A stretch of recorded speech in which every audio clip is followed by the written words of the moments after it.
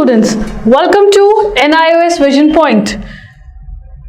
My name is Khushbu Agarwal and today we are going to start with lecture number 2 of our chapter 3, which is chapter number 3, Business Environment of module 1. Okay, the topics that we are going to cover today is recent developments in Indian economy. Indian economy में क्या क्या development हुए थे. Then हम पढ़ेंगे social responsibility of business की society की तरफ क्या क्या responsibilities होती है and responsibility towards business, different business groups. Business के साथ जो लोग जुड़े होते हैं उनकी तरफ क्या responsibilities होती हैं, ये सारी चीजें आज हम पढ़ेंगे. So let's move ahead. Recent development in Indian economy. Now it says the economic environment of business in India has been changing at a fast rate, mainly due to the changes in the economic policies of the government. तो यहाँ पे कह रहा है बच्चों कि हमारा जो business का economic environment था वो क्या हो रहा था, बहुत रैपिडली, बहुत तेजी से चेंज हो रहा था. ऐसा क्यों हो रहा था? क्योंकि जो गवर्नमेंट की इकोनॉमिक पॉलिसीज थी वो धीरे धीरे क्या होती जा रही थी, चेंज होती जा रही थी, बदलती जा रही थी. At the time of independence, the Indian economy was basically agrarian. Agrarian का मतलब क्या? पहले क्या था, सिर्फ एग्रीकल्चर पे हम लोग क्या थे, ज्यादा डिपेंड थे, राइट? और जो हमारा इंडस्ट्रियल बेस था वो काफी वीक था और हमारी कंट्री में सबसे ज्यादा क्या हो रहा था, एग्रीकल्चर पे फोकस किया जा रहा था. To speed up the industrial growth and solve various economic problems, अब इंडस्ट्रीज को बढ़ाने के लिए और अलग अलग इकोनॉमिक प्रॉब्लम सॉल्व करने के लिए. सो मेन प्रॉब्लम वाज हमारी कंट्री में प्रॉब्लम इतनी ज्यादा हो रही थी, इंडस्ट्रीज बढ़ नहीं रही थी और मोस्टली लोग एग्रीकल्चर पे डिपेंड थे, तो इकोनॉमिकली डेवलप नहीं कर पा रही थी. तो उसके लिए गवर्नमेंट ने क्या किया, बहुत सारे स्टेप्स लिए, जैसे इंडस्ट्रीज को लेके इकोनॉमिक प्लानिंग की. देन प्राइवेट सेक्टर का रोल उन्होंने ज्यादा बढ़ा दिया. तो गवर्नमेंट ने क्या किया, बहुत सारे कंट्रोल अडॉप्ट किए एंड बहुत सारे मेजर्स अडॉप्ट किए. किसके लिए? प्राइवेट सेक्टर के लिए. Now all these efforts resulted a mixed response. अब ये सारी एफर्ट्स जो गवर्नमेंट लगा रही थी, तो इससे गवर्नमेंट को क्या मिला, एक मिक्स्ड रिस्पॉन्स मिला. There was growth in. अब इससे क्या हुआ, बहुत फायदा भी नहीं हुआ, बहुत नुकसान भी नहीं हुआ. जो हमारी कंट्री की नेट नेशनल प्रोडक्ट थे वो बढ़ गए, पर कैपिटा इनकम थोड़ी सी बढ़ गई, कैपिटल गुड सेक्टर इंक्रीज हुआ, हमारा इंफ्रास्ट्रक्चर अच्छा हो गया. तो कहीं ना कहीं गवर्नमेंट ने जब पॉलिसीज, इकोनॉमिक पॉलिसीज पे थोड़े से चेंजेस लाए, उसके बाद क्या हुआ, चीजें एकदम से मिक्स रिएक्शंस आए, कुछ चीजें इंप्रूव हुई, कुछ चीजें खराब हुई. But rate of industrial growth was slow. लेकिन अभी भी इंडस्ट्रियल का जो ग्रोथ था वो अभी भी क्या था, स्लो था. Inflation increased and government faced a serious foreign exchange crisis. क्या हुआ, एकदम से इन्फ्लेशन हो गया. इन्फ्लेशन का मतलब क्या होता है, चीजों के दाम क्या हो गए, बढ़ गए, और गवर्नमेंट को क्या हुआ, फॉरेन एक्सचेंज में सबसे ज्यादा इश्यूज आए, क्राइसिस आए.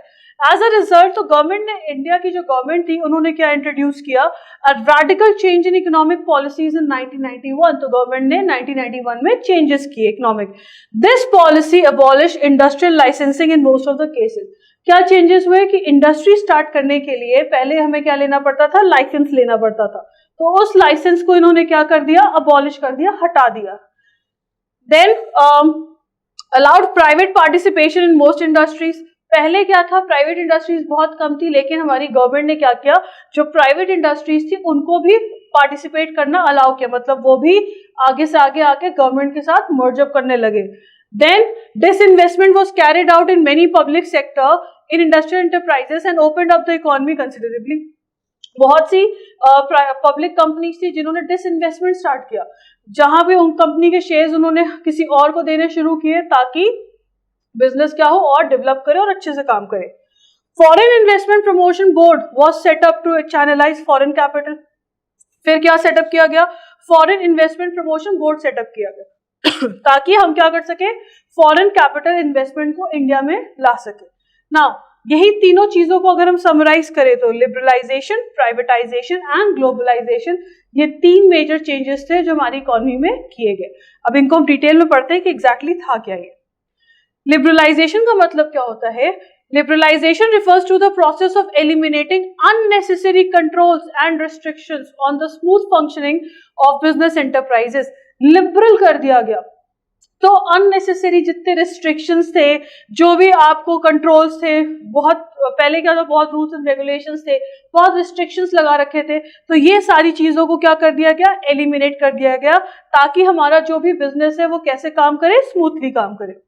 देन क्या क्या किया गया इसमें, abolishing industrial licensing requirement in most of the industries. पहले इंडस्ट्री स्टार्ट करने के लिए आपको क्या चाहिए था, लाइसेंस चाहिए था, उस लाइसेंस को हटा दिया गया, आपको लाइसेंस की जरूरत नहीं थी। Freedom in deciding the scale of business activities, अब आपको फ्रीडम था, अगर आप स्मॉल स्केल बिजनेस करना चाहो तो आप स्मॉल कर सकते हो, लार्ज करना चाहो तो लार्ज कर सकते हो। पहले क्या था, गवर्नमेंट डिसाइड करती थी, बट अब आप क्या कर सकते हो, खुद से डिसाइड कर सकते हो कि एग्जैक्टली आपको कैसा बिजनेस करना है।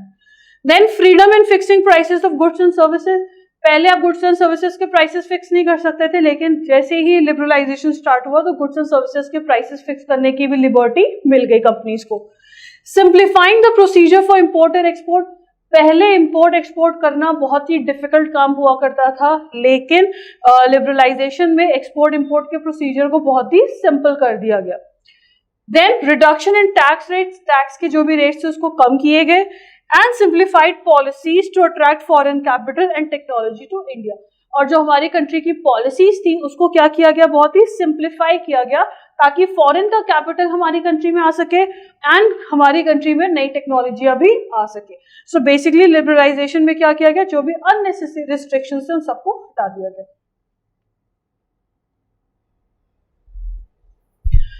Then second is privatization.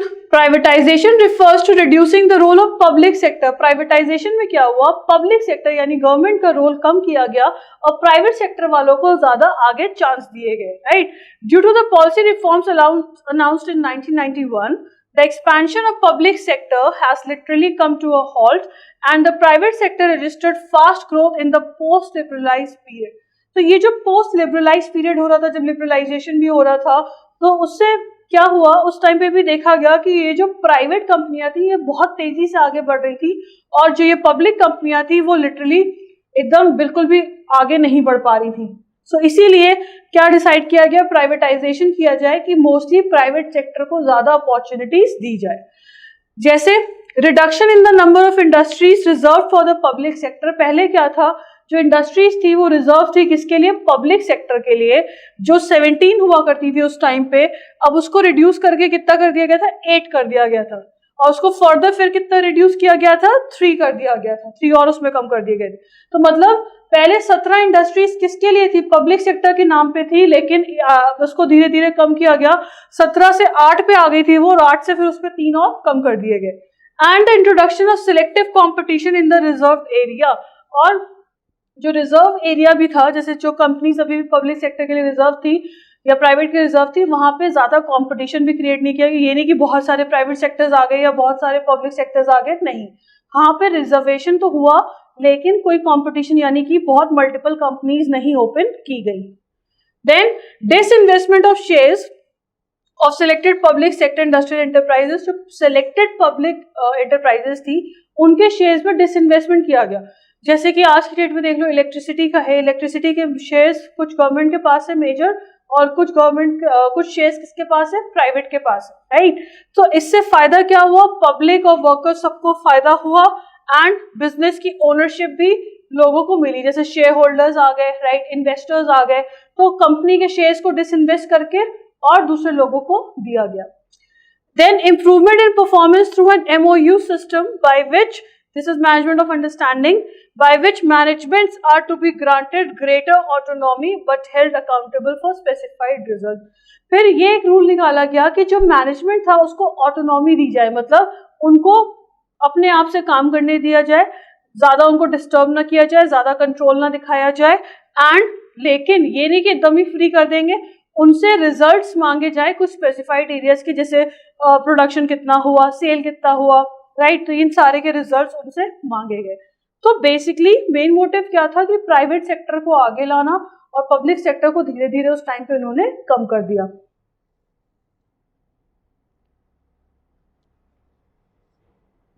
Okay, next is globalisation. Globalisation means integrating the economy of a country with the world economy. Globalise किया गया, हमारी इकोनॉमी को वर्ल्ड की इकोनॉमी के साथ इंटीग्रेट किया गया, मिलाया गया। कैसे? This implies free flow of goods and services. Basically यहाँ पे क्या हुआ, जो गुड्स एंड सर्विसेज थे, कैपिटल था, टेक्नोलॉजी था, पहले जो बाउंड्री क्रॉस नहीं कर रहा था, अब वो नेशनल बाउंड्री भी क्रॉस करने वाला था। मतलब कि एक्सपोर्ट इंपोर्ट की बात करें तो वो भी ज्यादा हो गया था। एंड ग्लोबलाइजेशन से बेसिकली मतलब क्या था, हम बाहर की कंट्रीज में जो चीजें टेक्नोलॉजी वगैरह यूज हो रही थी, वो सारी चीजें हम अपनी कंट्री में भी यूज कर सकते थे, हमारी चीजों को हम बाहर की कंट्री में क्या कर सकते थे, सेल कर सकते थे। Now, to achieve these objectives of globalization का जो ऑब्जेक्टिव था ये सारा, उसको अचीव करने के लिए गवर्नमेंट ने क्या किया, बहुत सारे मेजर्स अपनाए। जैसे कि कस्टम ड्यूटीज कम कर दी, कस्टम ड्यूटी आपको पे करना सबसे भारी काम है, तो कस्टम ड्यूटी के चार्जेस कम कर दिए। रिमूवल ऑफ क्वांटिटेटिव रिस्ट्रिक्शंस और कोटास, जैसे पहले क्या था, एक इतनी क्वांटिटी ही आप कर सकते थे, वो क्वांटिटी वाला रिस्ट्रिक्शन हटा दिया। और Kota's on exports and imports, export import के पहले कोटा लगते थे, जिनको प्रायोरिटी भी मिलता था उन्हीं के एक्सपोर्ट इंपोर्ट हो सकते थे, ये सारी चीजें बंद कर दी गई। Facilitating foreign investment and encouragement of foreign technology, धीरे धीरे फॉरेन की टेक्नोलॉजी को और ज्यादा एनकरेज किया गया। These measures are expected to achieve a higher rate of growth. तो गवर्नमेंट को फाइनली ये लगा कि अगर वो ये सारी चीजें करेगा, ग्लोबलाइज होगा, तो डेफिनेटली हमें ग्रोथ हमारी क्या होगी, और हाई रेट पे होगी। एंड इससे क्या होगा, एम्प्लॉयमेंट पोटेंशियल भी बढ़ेगा। भाई जितना ज्यादा एक्सपोर्ट या ग्लोबलाइजेशन होगा, एक्सपोर्ट होगा, इंपोर्ट होगा, उतने ही ज्यादा लोगों को क्या मिलेगी, जॉब मिलेगी। And reduction of regional disparities, and एक देश से दूसरे देश में जो डिफरेंसेस हो रहे थे, ये डिफरेंसेस धीरे धीरे क्या हो जाएंगे, कम हो जाएंगे। So this was all about liberalisation, privatisation and globalisation.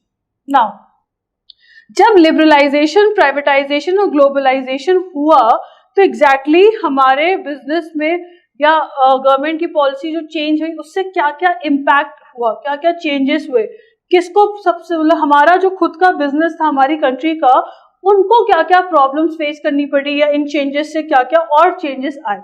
Let's see. Rapidly changing technological environment, क्या हुआ, ग्लोबलाइजेशन हुआ, इससे क्या हुआ, एक्सपोर्ट इंपोर्ट शुरू हुआ, तो देखा गया कि जो टेक्नोलॉजी थी वो और ज्यादा चेंज होने लग गई। तो जो टेक्नोलॉजी थी वो क्या हो रही थी, रैपिडली चेंज हो रही थी। इससे क्या हुआ, after the introduction of new economic policy, the companies were forced to adopt the world class technology. The reason is increase in competition. तो जैसे ही नई इकोनॉमिक पॉलिसी आई, तो जो कंपनीज थी उनको फोर्स किया गया कि वो क्या अडॉप्ट करें, वर्ल्ड क्लास टेक्नोलॉजी को अडॉप्ट करें। मतलब कि कंपटीशन इतना ज्यादा बढ़ गया था, क्योंकि बाहर की कंट्री से भी नई नई टेक्नोलॉजीज आ रही थी, तो हमारे खुद के जो बिजनेस थे उनको भी क्या करना पड़ा, नई टेक्नोलॉजी को यूज करना पड़ा। क्यों? क्योंकि क्या हो रहा था, कंपटीशन बहुत बढ़ता जा रहा था। तो कंपटीशन बढ़ रहा था, तो मार्केट में सर्वाइव करने के लिए आपको नई टेक्नोलॉजी की जरूरत पड़ी। देन मोर डिमांडिंग कंज्यूमर्स, जब तक गवर्नमेंट पॉलिसी के चेंजेस नहीं हुए थे, कंज्यूमर्स क्या कर रहा था, बिना किसी इंक्वायरी के गुड्स एंड सर्विसेज परचेज कर लेता था। लेकिन अब क्या हो गया है, अब कस्टमर की डिमांड्स बढ़ गई, कस्टमर को गुड क्वालिटी गुड्स चाहिए, गुड क्वालिटी सर्विसेज चाहिए। तो इससे क्या हुआ, ये जो नई पॉलिसीज आई थी ना, इससे कंज्यूमर की जो डिमांड थी वो क्या हो गई, इंक्रीज हो गई। देन कंपटीशन बढ़ गया। Indian companies have to face competition not only from the internal market but also from the multinational companies. तो इंटरनली तो कंपटीशन बढ़ा ही पड़ा था, मल्टीनेशनल कंपनीज में भी कंपटीशन बढ़ गया था। If the companies could not face the competition, they had to leave the market. अगर उस टाइम पे कोई भी कंपनी कंपटीशन नहीं झेल पाई और अपने आप को मार्केट में सर्वाइव नहीं कर पाई, तो अल्टीमेटली उसको मार्केट छोड़ना पड़ता था। Then necessity for change. Before the government policy changes, the businesses were more stable. जब तक गवर्नमेंट की पॉलिसी चेंज नहीं हुई थी, तब तक जो बिजनेस था वो क्या था, ज्यादा स्टेबल था। Policies once laid down were used to continue for a long time. एक बार जो पॉलिसी बन जाती थी, वो लंबे समय तक वो पॉलिसी क्या होती रहती थी, चलती रहती थी। But these days business environment is undergoing rapid changes. लेकिन आज की डेट में क्या है, जो बिजनेस एनवायरनमेंट है उसमें क्या हो रहे हैं, बहुत सारे चेंजेस होते जा रहे हैं, रैपिडली चेंजेस हो रहे हैं, जिसकी वजह से बिजनेस वालों को भी अपनी पॉलिसीज को क्या करना पड़ रहा है, मॉडिफाई करना पड़ रहा है time to time. So basically क्यों करना पड़ रहा है, क्योंकि चीजें चेंज हो रही हैं। क्यों चेंज हो रही है, बिकॉज चीजें क्या है, डायनेमिक है, it keeps on changing. Technology change हो रही है, कस्टमर के प्रेफरेंसेस चेंज हो रहे हैं, गवर्नमेंट की पॉलिसीज चेंज हो रही है, तो इसके अकॉर्डिंग बिजनेस को भी क्या करने पड़ रहे थे, बहुत सारे चेंजेस अप्लाई करने पड़ रहे थे, जबकि ऐसा पहले नहीं था। Next is necessity for developing human resources. Again, जब तक गवर्नमेंट की पॉलिसी में चेंजेस नहीं आए थे तो आप क्या था, अगर कोई इतना ट्रेन्ड पर्सनल नहीं था, कोई ट्रेन्ड एम्प्लॉय नहीं था, तब भी हम काम चला लेते थे। लेकिन जैसी न्यू मार्केट सिचुएशंस आई तो ये न्यू मार्केट क्या डिमांड करने लगी, हाईली स्किल्ड वर्कर्स की जरूरत पड़ी, जो बहुत कॉम्पिटेंट हो, राइट। सो बेसिकली जैसे जैसे पॉलिसीज चेंज हुई तो जो हमारे ह्यूमन रिसोर्सेज थे, जो वर्कर्स जो काम कर रहे थे, एम्प्लॉयज काम कर रहे थे, उनकी भी डिमांड कहीं ना कहीं बढ़ी। कैसी डिमांड, कि हमें अब हाईली स्किल्ड और कॉम्पिटेंट ह्यूमन रिसोर्स की जरूरत पड़ी। इसीलिए इंडियन कंपनीज ने ट्रेनिंग स्टार्ट कर दी एंड ह्यूमन स्किल्स को क्या करने लग गए, वो डेवलप करने लग गए। Okay, that was all. So आपको इसमें टॉपिक में क्या पढ़ना है, आपको पढ़ना है what is liberalisation, what is globalisation and what is privatisation. And आपको पढ़ना है कि इन तीनों के आने की वजह से एग्जैक्टली क्या क्या चेंजेस हुए, जो जिससे बिजनेस को क्या क्या इफेक्ट हुआ। That's all. Okay, now social responsibility of business. अब बिजनेस की हम सोशल रिस्पॉन्सिबिलिटी के बारे में बात करेंगे। It says every business enterprise is an integral part of the society. अगर हम बिजनेस एंटरप्राइज की बात करें तो वो सोसाइटी का क्या है, बहुत ही इंटेग्रल पार्ट है, यानी कि बहुत ही इंपॉर्टेंट पार्ट है। It uses the scarce resources of the society to continue and grow. अब ये जो बिजनेस वाले ये कर क्या रहे हैं, हमारी सोसाइटी के ही जो स्केर्स, जिन रिसोर्सेज की बहुत कमियां हो रही हैं, इन्हीं रिसोर्सेज को वो क्या करता है, यूज करता है, ताकि उसी चीजों को आगे ग्रो कर सके। जैसे कि अगर कोई फर्नीचर का बिजनेस है, राइट, तो वो क्या कर रहा है, प्लांट्स, कहीं ना कहीं जो पेड़ है, ट्रीज है, उनको कट कर रहा है, उसकी लकड़ियों को यूज कर रहा है। कहीं ना कहीं वो ट्रीज किसका पार्ट है, सोसाइटी का पार्ट है ना। तो अगर आप सोसाइटी, और पेड़ क्या है, बहुत ही स्केर्स रिसोर्सेज है, जो बहुत ज्यादा नहीं है, तो बिजनेस कहीं ना कहीं ऐसी चीजों का यूज कर रहा है जो किसको बिलोंग करती है, हमारी सोसाइटी को बिलोंग करती है। Hence, it is important that no activity of business is injurious to the long run interest of the society. इसीलिए बोला जा रहा है कि बिजनेस की कोई भी एक्टिविटी ऐसी नहीं होनी चाहिए जिससे कि लॉन्ग रन में सोसाइटी को कुछ भी नुकसान हो। However, it is observed that in practice there are a few socially undesirable aspects of business. अगर हम सब चीजों को इग्नोर कर भी दें तब भी कुछ चीजें ऐसी हैं जिसको हम इग्नोर नहीं कर सकते, जैसे कि पोल्यूशन, टैक्स ना पे करना, मैन्युफैक्चरिंग एंड सेलिंग एडल्ट्रेटेड, मिलावट वाले प्रोडक्ट सेल करना, मिसलीडिंग एडवर्टाइजमेंट्स करना, ये सारी चीजों को अभी भी पूरे तरीके से रोका नहीं गया है। This has resulted in the development of the concept of social responsibility.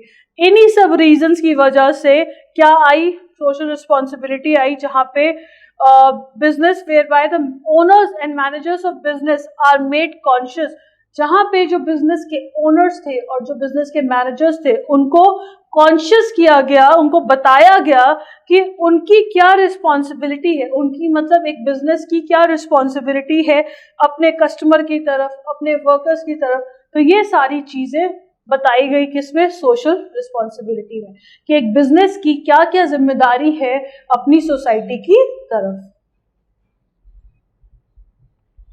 Now concept क्या है सोशल रिस्पॉन्सिबिलिटी का?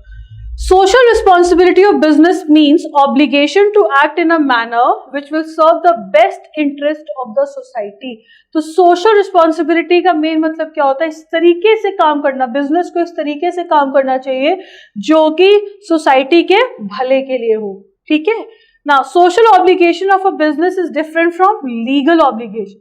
मतलब ये चीज लीगली नहीं होती कि कोई लॉ आया इस चीज का, ये चीज क्या है, लीगल ऑब्जर्वेशन में बिल्कुल नहीं आती है।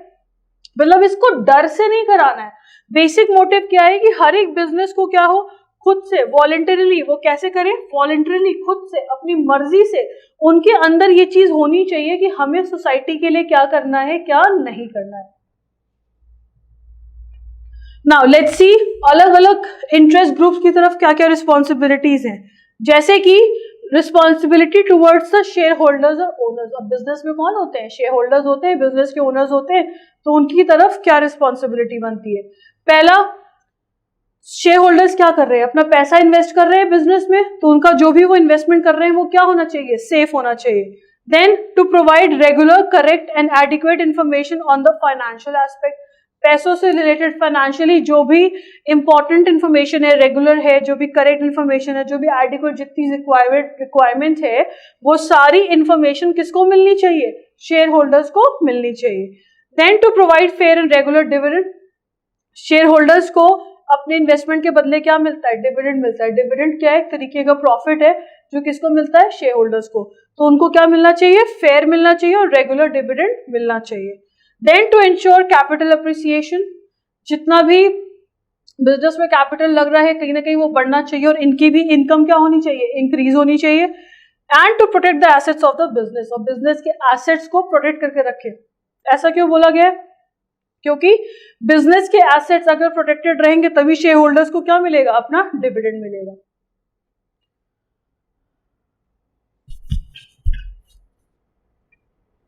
ओके, नेक्स्ट इज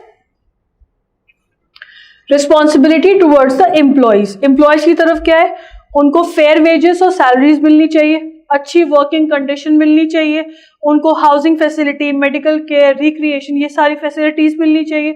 उनको सेंस ऑफ बिलोंगिंगनेस फील होना चाहिए कि यहाँ हम यहाँ काम करने आए, हम यहाँ पे क्या करते हैं, बिलोंग करते हैं। Then to win the cooperation of the workers by creating better relations in the business, business में अच्छी रिलेशन क्रिएट करना, जैसे ताकि सारे वर्कर्स आपस में क्या करें, कोऑपरेट करके मिलके काम करें। देन नेक्स्ट, कंज्यूमर्स की तरफ क्या रिस्पॉन्सिबिलिटी बनती है, उनको रेगुलर सप्लाई देना चाहिए गुड्स एंड सर्विसेज का, रीजनेबल प्राइस में देना चाहिए, राइट। ऐसे गुड्स प्रोवाइड करने चाहिए, जैसे यहाँ पे बोल रहा है अलग अलग क्लासेस को जो सेटिस्फाई करे। सो बेसिकली मतलब कह रहा है महंगे से महंगा प्रोडक्ट अगर आप मार्केट में लॉन्च कर रहे हो तो सस्ता से सस्ता भी लॉन्च करो ताकि गरीब भी खरीद सके और अमीर भी खरीद सके। देन अच्छी क्वालिटी प्रोवाइड करना गुड्स की, और ये इंश्योर करना कि जो भी एडवर्टाइजमेंट्स हो रहे हैं वो क्या हो, सही हो, एडवर्टाइजमेंट्स मिसलीडिंग ना हो। And to provide prompt and continuous services, और कंटिन्यूअस सर्विसेज होनी चाहिए, ये नहीं कि सामान को होल्ड करके रख लिया, मार्केट में प्रोवाइड नहीं कर रहे हैं, कस्टमर्स परेशान हो रहे हैं, ये सारी चीजें नहीं करनी चाहिए। गवर्नमेंट की तरफ क्या रिस्पॉन्सिबिलिटीज है, गवर्नमेंट के जो भी लॉज है, नेशन के जो भी लॉ है उसको फॉलो करे, टैक्सेस क्या करे, ऑनेस्टली पे करे, कोई भी करप्टिंग मतलब किसी भी करप्ट गवर्नमेंट एम्प्लॉय से दूर रहे, right.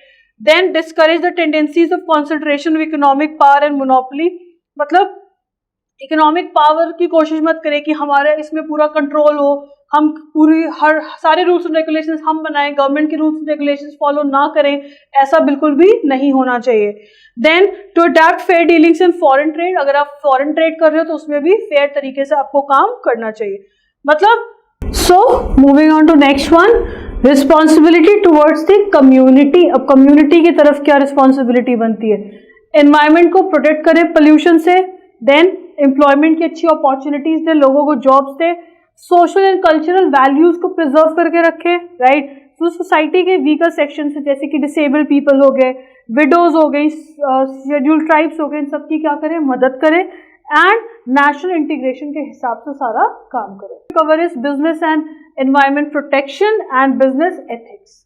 Okay, now business and environment protection क्या होता है, The health of plants and animals depend on the quality of environment in which they live. अगर हम बात करें तो जो हमारे प्लांट्स होते हैं, जो एनिमल्स होते हैं, उनकी क्वालिटी कैसी होगी जिस भी एनवायरनमेंट में वो रह रहे होंगे। नाउ रैपिड इंडस्ट्रियलाइजेशन, जितनी जल्दी इंडस्ट्रियलाइजेशन बढ़ रहा है तो उतने ही ज्यादा फास्ट फूड के सेंटर्स खुल गए, right. Traffic have caused much damage to the environment, बहुत ट्रैफिक बढ़ गया है तो पोल्यूशन से हमारे एनवायरनमेंट को क्या हो रहा है, बहुत ही नुकसान हो रहा है। Forest and wildlife are declining very fast, जितने भी फॉरेस्ट है, वाइल्ड लाइफ है, ये सारी चीजें क्या होती जा रही है, डिक्लाइन होती जा रही है, कम होती जा रही है। लार्ज फैक्ट्रीज, अपार्टमेंट्स बनते जा रहे हैं एम्प्लॉयज के लिए, बड़ी बड़ी फैक्ट्रीज बनती जा रही हैं। Therefore, air, noise and water pollution has increased. ये सारे pollution क्या हो गए, बढ़ गए। Now, government have framed laws to prevent pollution. तो गवर्नमेंट ने क्या किया है, लॉ बना रखे हैं ताकि वो पोल्यूशन को क्या कर सके, देख सके। Now, pollution control board बनाया गया, किसने बनाया, सेंट्रल एंड स्टेट गवर्नमेंट ने मिलकर बनाया, ताकि हम अपनी जो भी कंट्री है इसको पोल्यूशन से बचा सके। ओके, नाउ एनवायरमेंट पोल्यूशन के क्या क्या कॉजेस होते हैं। पहला है एयर पोल्यूशन। एयर पोल्यूशन क्या होता है, it is the result of a combination of factors which decreases the air quality. तो बेसिकली एयर पोल्यूशन में क्या होता है, ऐसे फैक्टर्स हवा में जा रहे होते हैं जिससे एयर की क्वालिटी क्या हो रही है, कम हो रही है। जैसे कि कार्बन मोनोऑक्साइड निकलता है किससे, ऑटोमोबाइल से, जिससे एयर पोल्यूशन बढ़ रहा है। देन वाटर पोल्यूशन, जो भी केमिकल के वेस्ट होते हैं फैक्ट्रीज के, वो कहाँ जाते हैं, वाटर बॉडीज में जाते हैं, राइट। हर एक कंट्री में यही हाल है। जैसे प्लास्टिक बैग्स फेंकना, filled with flowers and other materials, plastic bottle etcetera, ये सारी चीजें क्या कर रहे हैं, रिवर फेंक रहे, तो हम सभी जानते हैं, राइट। जिससे हमारी रिवर, स्ट्रीम्स, लेक्स, ये सारी चीजें क्या हो रही हैं, पोल्यूट हो रही हैं। Then we have land pollution, जैसे कि जो एग्रीकल्चर का लैंड है वहां पे बहुत सारा क्या यूज कर रहे हैं, पेस्टिसाइड यूज कर रहे हैं, केमिकल यूज कर रहे हैं, जिसने अच्छे लैंड को भी क्या कर दिया है, खराब कर दिया है। People go for shopping every day and have the habit of buying in plastic bags. लोगों की आदत है प्लास्टिक बैग्स में सामान खरीद के लाते हैं, एंड उसके बाद वो प्लास्टिक बैग क्या करते हैं, फेंक देते हैं, जिससे क्या हो रहा है, सॉइल का पोल्यूशन बढ़ रहा है। Then noise pollution, running of factories is a source of noise pollution. Factories ही अपने आप में क्या है, नॉइज पोल्यूशन है। Automobile also causes noise pollution, जो ऑटोमोबाइल्स वगैरह, गाड़ियां वगैरह ये भी कर रही, जिससे क्या हो रहा है, मेंटल डिसऑर्डर हो रहा है, लोगों को सुनने की प्रॉब्लम हो रही है, मैल फंक्शनिंग ऑफ हार्ट की डिसीजेस हो रही है। तो ये सारे पोल्यूशन कहीं ना कहीं इनके जिम्मेदार कौन है, ये स्टूडेंट्स, इनके जिम्मेदार कौन है, rapid industrialisation.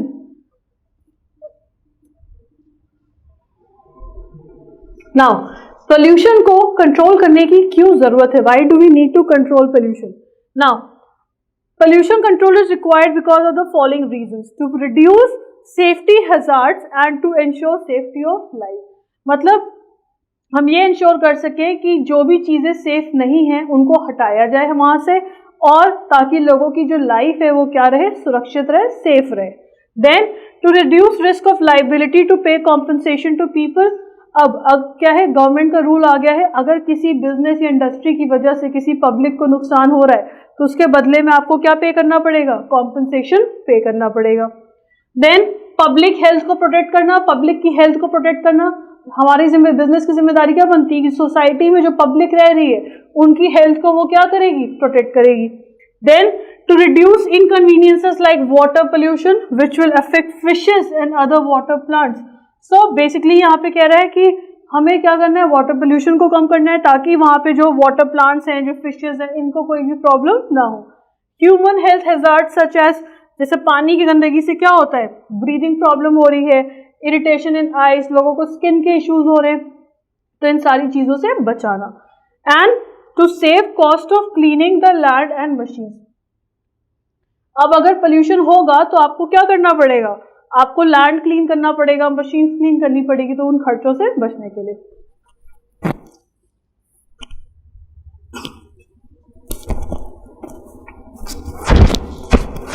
Okay, next is business ethics. Business ethics means the business practices which are desirable from the point of view of the society. Ethical काम करना मतलब जो सोसाइटी के फायदे के लिए हो, बेनिफिट के लिए हो। The moral principal which should be followed by business, यही एक मॉरल प्रिंसिपल है जो बिजनेस को फॉलो करना चाहिए कि हमें वही काम करना है जो सोसाइटी के भले के लिए हो।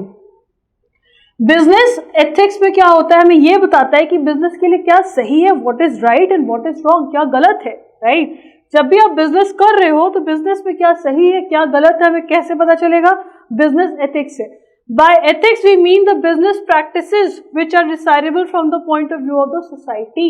तो बिजनेस एथिक का मतलब हुआ बिजनेस में वो जो काम हो रहे हैं जो किसके लिए फायदेमंद होने चाहिए, सोसाइटी के लिए, which are desirable for society, जो सोसाइटी के लिए अच्छा है, और इसमें वो भी बताएगा जो सोसाइटी के लिए अच्छा नहीं है। एग्जाम्पल जैसे कस्टमर से फेयर प्राइसेस चार्ज करना, ये एथिक है। देन फेयर वेट यूज करना, जैसे 1 kg है तो उसको 1 kg ही मिलना चाहिए।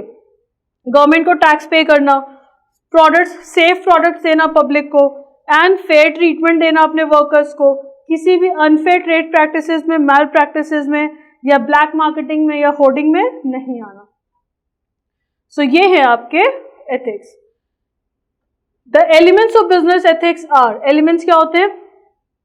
The business ethics create self impose discipline on the part of the business firm.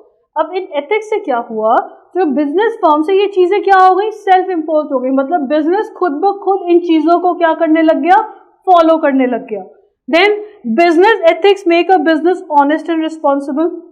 अगर कोई भी बिजनेस एथिक को फॉलो कर रहा है यानी कि वो ऑनेस्टली काम कर रहा है और रिस्पॉन्सिबल होके काम कर रहा है।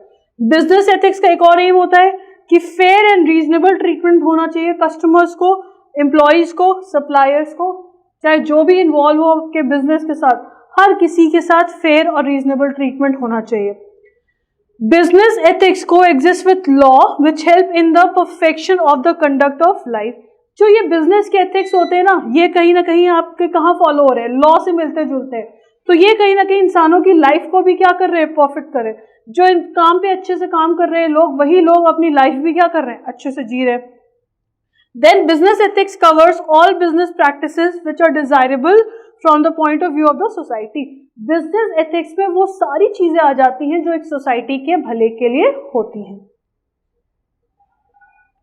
That was all, and ये चैप्टर यहाँ पे खत्म होता है। इस चैप्टर में बहुत ही मैंने आपको शॉर्ट में नोट्स बना के दिए बच्चों, that will really help you to learn this chapter. बस बिजनेस की क्या जिम्मेदारी है, बिजनेस से पोल्यूशन कहाँ कैसे हो रहा है, उस पोल्यूशन को कैसे कंट्रोल किया जाए, बिजनेस के एथिक्स क्या होते हैं, बिजनेस की रिस्पॉन्सिबिलिटी क्या क्या है अपने अलग अलग स्टेक होल्डर्स की, जो मैंने आपको लास्ट पीपीटी में बताया था, लेक्चर में बताया था। So please do study that, and if you have any queries you can contact at this number, and this is our website. With that note, I'll end this class today. Thank you students, have a nice day and God bless you all.